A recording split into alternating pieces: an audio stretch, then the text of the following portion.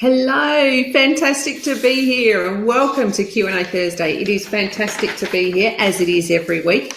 I've got some really fantastic stuff to share with you, so stay with me. What we're going to go through today is we're going to go through some really interesting stuff with regards to the different types of leadership styles that you need to embrace and wear the different hats at the different times that you need it. So it's really, really important to understand what those different styles are and when to apply them in the right setting or the right instance and all those sorts of things. So really, really important for you.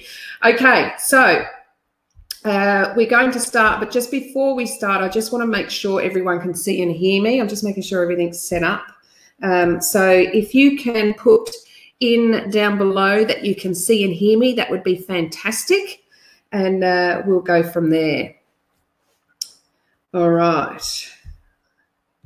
Okay, I think I'm connected. Okay. Right. Can people see and hear me? All right. Let's have a look. All right, Tony, yay. People can see and hear me. Yes, you can see and hear me. All right, fantastic. So I've got a few more people on the air, so that's brilliant. All right, so I'm going to keep going. And if you've got any troubles or anything, just make sure you write in the comments bar below if you've got any issues and we will get back to them. If you have any questions or anything on the way, then please feel free to type them out in the comments bar below. And also remember that you can ask at teamleadertoolkit.com. Go onto that email at any stage you want. If you've got any questions, if you've got any thoughts, you can contact me there. So I look forward to hearing from you all. But without further ado, let's make sure that we can see each other. All right, welcome. So what are we going to talk about today? So as I mentioned, we're going to talk about the different hats that you have to wear as a leader, okay? So we don't just have one style and one style fits all. It just doesn't happen like that. So if you find you're quite a strong authoritarian type leader, that doesn't suit all circumstances. If you're more of a laid back type, don't want to interfere type leader, again, that's appropriate for sometimes, but not all the time. So we have to be a little bit agile with how we treat our teams. So without further ado, I'm going to share my screen with you and we can start what this looks like. I'm going to go through probably 5 leadership styles with you, but there are lots and lots of other ones, but these are the main 5 ones that you can sort of have another bit of a closer look at. You can Google them, you can, maybe ask to do a bit of training on them, because ultimately if you can wear these 5 hats and change them when you need to, then you're going to have everything sorted. All right, so let's have a look. So of course, when we first become a leader, it's a real struggle because we really don't know what we're supposed to do in what situation. So it takes a little bit of time to sort of settle in. And what you'll find is different circumstances call for you to act in different ways. Now, I'm not saying to fake it till you make it, but there needs to be sometimes when you're a little bit stronger than others, sometimes when you actually step back, sometimes when you let your team push forward, sometimes you need to motivate more than anything else. So there's all these different circumstances that will make you want to be agile and swap where you're going to be to get the best result that you possibly can. Now, remember, surveys have shown that in the 70 percentile, sometimes some people are saying 69%, some are saying 73%, but in recent surveys, they're saying that around the 70% of people leaving business are leaving because of their bosses, not because they don't like the job or the people, it's because of their bosses. So when you've got those sort of numbers in your head, you're going, well, that really stops us as a company to build our talent pipeline, to retain really great people.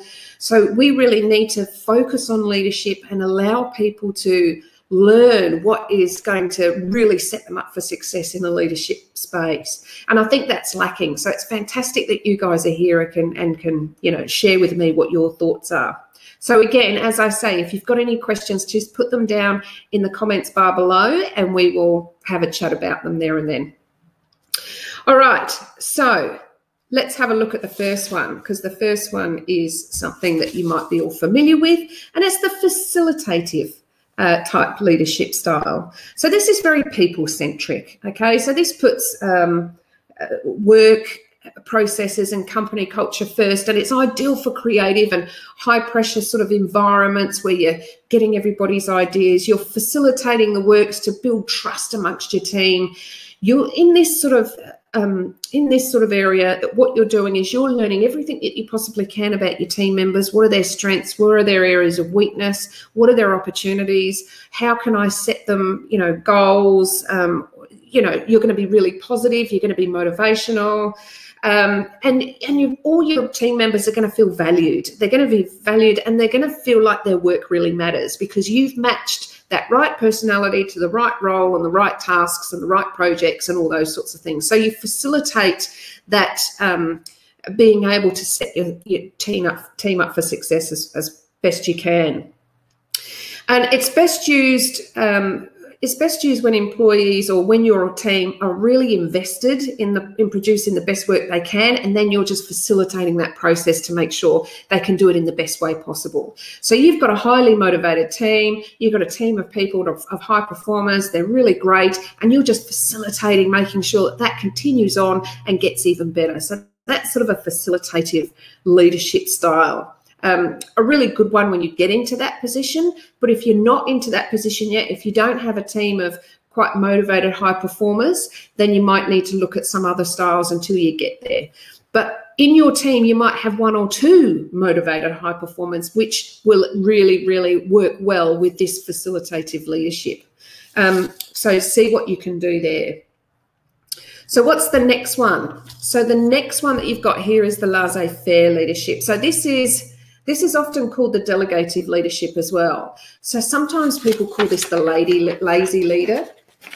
So it's pretty much where the leadership style puts all the members of the team in control, and you're pretty much sitting back, not having any control whatsoever. This is ideal for exceptional employees that are self-motivated teams, that are, value creating, that are innovative, that have these fantastic ideas and they want to put these things in place. And this laissez-faire leadership style means that they're in control of the decisions, they're in control of, what direction they go in, all that sort of stuff. Now, you will provide very little guidance to your team in this particular circumstance. And you trust the team, and the team understands their own roles, and they will perform for you. It's often considered the most least productive of the different types of leadership styles, but this is when it's not applied properly. So you can, at a time when you're particular, you might have a project team or something that are doing really well with a project. You don't need to go in there and micromanage. You don't need to give them direction they're already given it. All you need to do is go in there, offer a little bit of encouragement, say, doing a great job, and then walk away and let them go for it. That's laissez-faire. That's allowing them and trusting them to make the decisions. If you think that this particular project team are running really, really well on their own, they need to be told that. Because if you came in and overmanaged that, then it'll become more disruptive than helpful. So there is circumstances where this leadership style is okay. It's just not okay for longer periods of time. It's not okay to do all the time. You cannot sit back with your feet up and go, oh, they can just go for it. This is only for circumstances where you've got teams that are really, really producing high-level work, and you just want to go in there and give them encouragement and say, you guys are doing a great job. Keep doing what you're doing. Okay, so that's laissez-faire leadership. Again, it's supposed to be the least productive, but that's if it's applied improperly. That's if you're going to do it all the time. You can't do it all the time. And the thing is, with this type of leadership, yes, it's great to do, but you have to remember that you also ultimately you also are accountable for whatever happens. So if you've allowed that project team to go for it, give their own direction, decisions and everything else, and something happens and they spend too much money or they go over deadline or whatever, ultimately that's still your responsibility. So that's a learning on you to say, well, I use laissez-faire type leadership in that environment because I wanted them to be innovative and creative, but obviously I needed to be more facilitative. because, you know, they didn't quite meet the deadline or they went over cost or budget or whatever it may be. So you will still wear that. So even though you're going to have hands off, that doesn't mean you lose all responsibility. You're still accountable for what they're producing. So again, laissez-faire doesn't have a good rap. It's called the lazy leader, but ultimately if it's put in particular areas or at particular times, it actually works really, really well. So just make sure that you're just not in that space all the time. Okay, what's another one? So the coaching leadership. So think about if you're on a footy team or a netball team or a basketball team or a, you know, cricket team or whatever it was, and you've got a coach. What do? They sit there, they communicate with you, they give you feedback, they set goals, they tell you exactly what they want you to do, they're there encouraging you. That sort of is a coaching leadership type role. Now take that and put it in the workplace scenario. That's what you're looking at. This is usually best for employees or team members that are quite high in skill but have lost their will. So you need to excite them, you need to motivate them, you need to find out, you need to get into their psychology and work out why are they not going that extra mile? Why are they not doing the best they can? What have they lost with regards to the excitement of the job? What do I need to do to make sure that that changes? So this is sort of where your coaching leadership comes in. So if you've got members on your team that you know have got a great big high will and they've got the skill, but or they don't have a high will, but they've got the skill. So you need to excite and motivate them. This is where you would go into, you would try this level of leadership, go into a coaching type leadership. So you would be providing constant communication with them. You'd be providing feedback. You would be encouraging them. You would make sure that you set clear goals and responsibilities for them. You know, you also listen to them, listen to their woes and concerns and all those sorts of things. So it fosters a really strong employee leadership sort of relationship, and then you will be able to see consistent results. So think about your coach on your footy field or your netball field or your basketball field.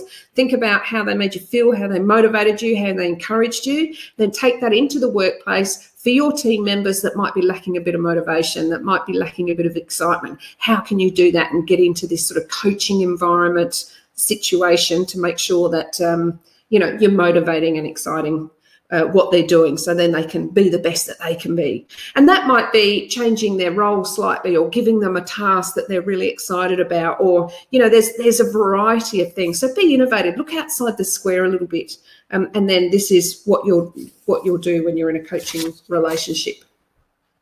All right, so what's another leadership type that you might have to move into on the odd occasion? So you've got this authoritative leadership. Now this one is often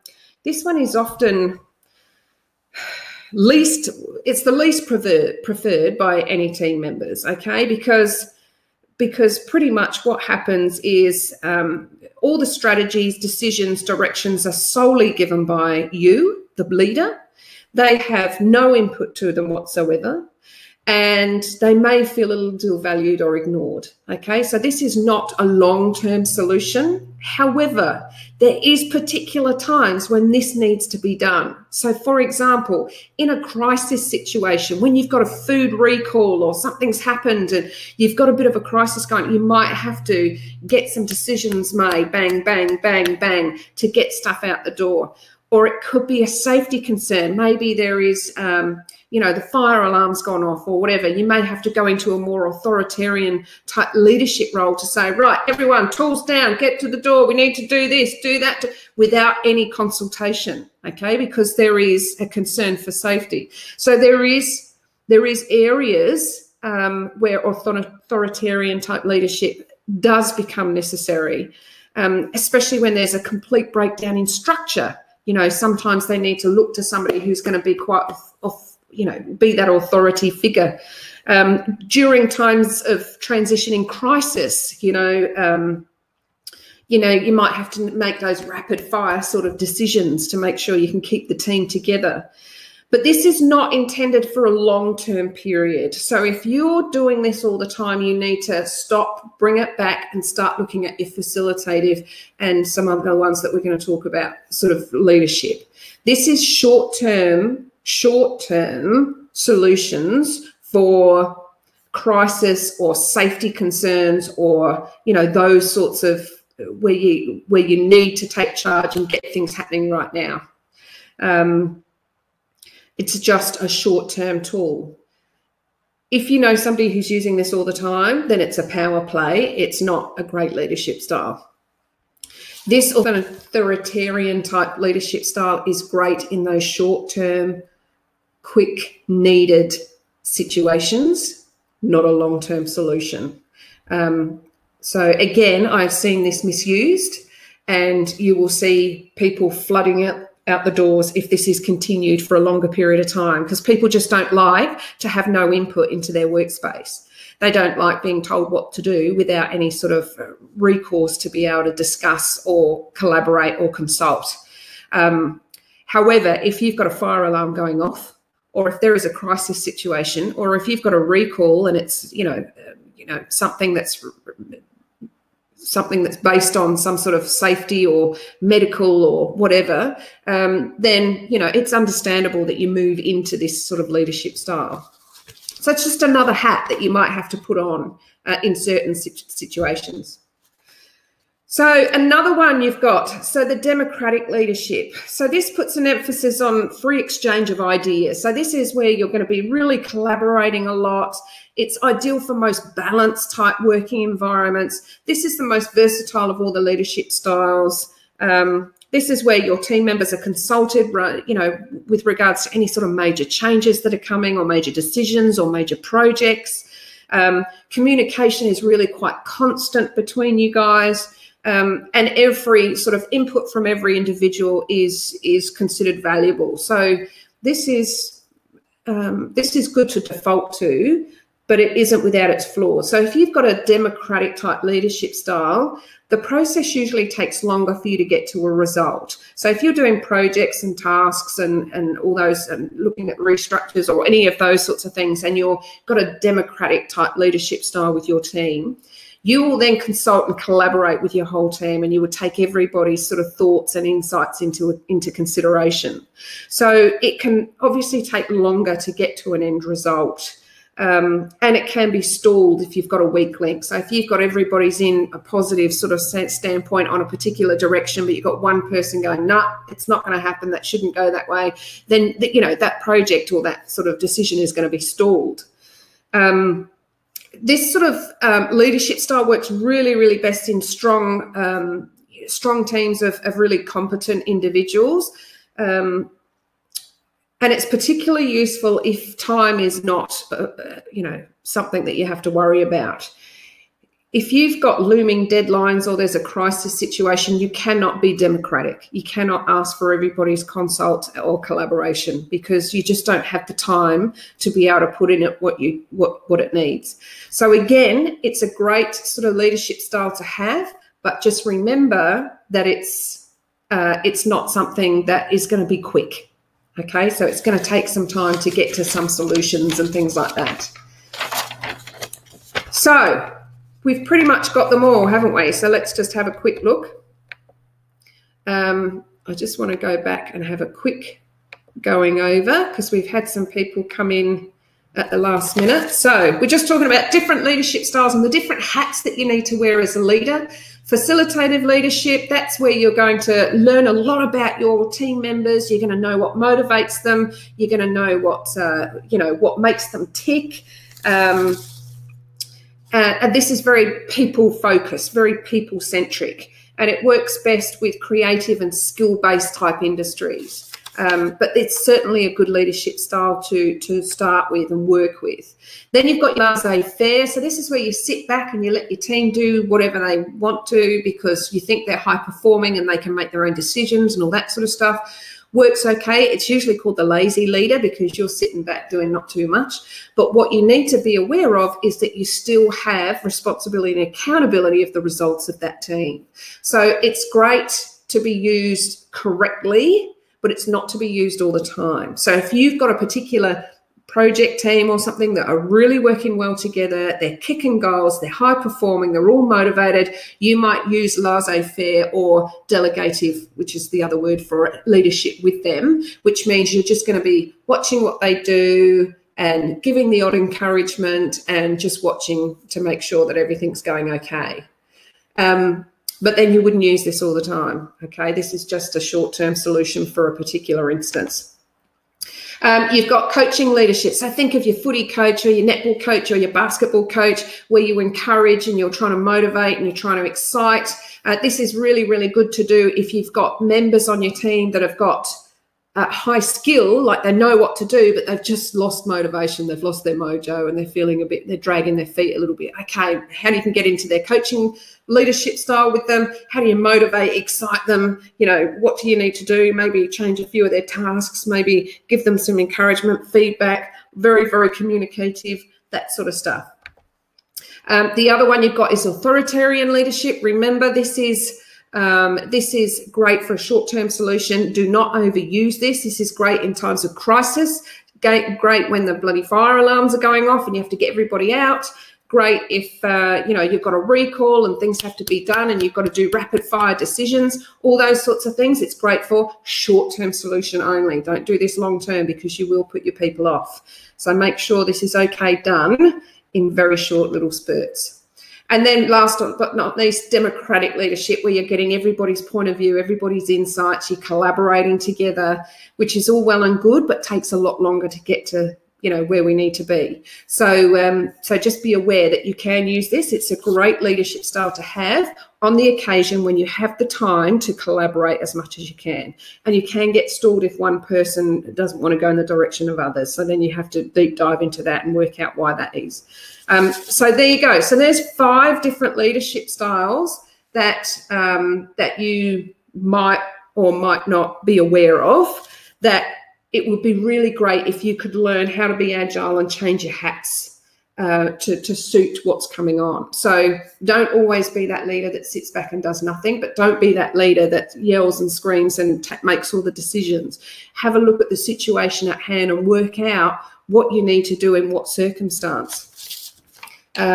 Before you act in a particular way. So all of those leadership styles, you can do a bit of a deeper dive, but just by Googling any one of those. So if you want to learn more about the coaching leadership style, Google that. What does it mean? Give me some examples, all those sorts of things. Get a bit of a deep dive into it. Laissez-faire, also called delegative. So have a look at the delegative leadership style. What does that mean? That's where I'm sitting back, not making any decisions, letting my team run the shop. Doesn't mean you're not without responsibility or accountability either, though. So we have to remember that. Okay, so there's a few for you. I'm hoping that will help. If there's any questions that you've got of me, then please feel free to ask them now. It's all about your ability to be agile with your team members. So you might have some team members that have, you know, lost their mojo a little bit, lost their way, and you have to be more of a coach to them, excite them, motivate them. You might have somebody that's really high performer, on fire, really good. You might be more laissez-faire with them. So you might sort of step back and let them go and you know, just encourage them. Yes, situational leadership, that's exactly right. So again, that's the changing hats of what sort of situation you're in. So this is really, really important. Thanks, Flick. So yes, and then you've got authoritarian, remember, which is short spurts. And it has a bad rap because, you know, you saw the picture of Sergeant Major bloody hammering all their troops and things like that. That is that is authoritarian. But there is situations where it's necessary. So in those crisis type situations, they're absolutely necessary. So yes, so this is where you will have situational leadership. This is where you have to put on different sort of hats for the situation that it deserves. And don't think that one style is best for all, because it's not, honestly. Not only is it different for situations, it's different for people as well. Some people will need you more, need more motivation, need more excitement. Other people want you to step back and go, hey, give me autonomy. I know what I'm doing here. So you would have to be agile as much as you can. Great to see you, Flick. Glad you're here. All right. So without further ado, we've got some more people lurking in the background. If anyone has got any questions, please let me know. If you've got any questions now, you can write to me now on the comments. Great, Flick. If you've got any questions, you can write them in the comments now, or alternatively, you can remember use the ask@teamleadertoolkit.com. Now, you might have seen in the unlocking portal, while you're thinking if you've got any questions, you might see in the unlocking portal that we have had quite a few of the student workbooks come in. Again, they're not in order. I'm just loading them up as they're coming back from the designers, but they are getting in there. I actually got another one back last night, so that will be loaded up today. I think that's for module 3. So keep an eye out for those. The student workbooks are coming in. Download them, print them off, have a look at them. On the last page, it's got a checklist of all the things that you should have completed before the next module opens up for you in the unlocking portal. So fantastic. Hopefully you're enjoying them. Remember, you've got your tool suite there that's open as well. So make sure that you're downloading any of the tools you need. Okay. Yes. And all those workbooks were from some feedback from some unlocking portal toolkit masters that we've got on the program at the moment. So that was great feedback for us to make those changes. Okay, so without further ado, it's been fantastic having this couple of, what is it, half an hour with you guys. Enjoy the rest of your day. Enjoy your upcoming weekend. And we will be back next Thursday, same day, same time, for some more really great stuff. All right, so without further ado, see you, Felicity, see you, Tony, see you other lurkers that are out there that I know you're out there, but that's okay. See you guys, take care, enjoy, and I will speak to you soon. Cheers. Bye.